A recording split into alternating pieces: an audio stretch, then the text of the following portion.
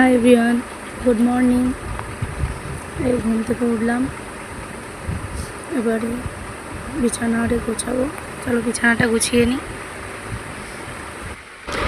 বিছানাটা গোছানো হয়ে গেছে, তো চলো এবার একটু বাইরের দিকে যাই।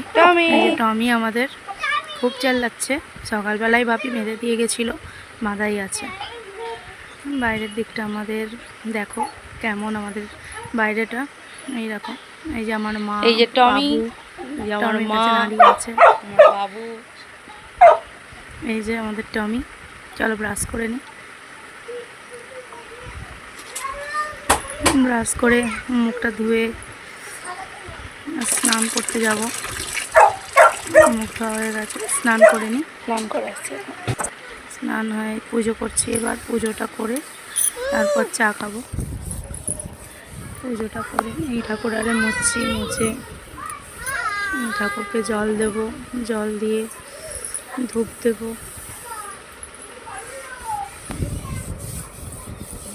মোছামুছি করছি ঠাকুরটা। গলার অবস্থা খুব খারাপ, বুঝতেই পারছো, গলা ধরে গেছে। কালকে আইসক্রিম খেয়েছিলাম বেরিয়ে রাত দেখতে, তো গলাটা ভীষণভাবে খারাপ হয়ে গেছে আমার। তো কিছু মনে করো না, ঠাকুরকে খেতে দিয়ে দিই। চলো ঠাকুরকে খেতে দিয়ে দিলাম, তারপর চা খাবো। চা খেয়ে নিই, চলো চা খেয়ে নিলাম। চা খাওয়া হয়ে গেছে। এই যে বোনপো, আমার বাবু দুজনে খেলছে। ভালো বিক্রি কর। টমি বসে আছে, টমি, টমি কি করছো? টমি চুপ করে বসে দেখছে আমাদেরকে। টমি, এবার আমার বোনপো দিদি চলে এলো, দিদি চলে এসছে। আমি আগের দিনেই চলে এসেছিলাম, ও আজকে এলো সকালবেলা। এসে টমির সাথে একটু ন্যাকড়া করছে, দেখতে পাচ্ছ। টমি খেলছে, ওকে ভয় দেখাচ্ছে লাঠি দিয়ে মারবে বলে। তো দেখতে থাকো টমি কি করে।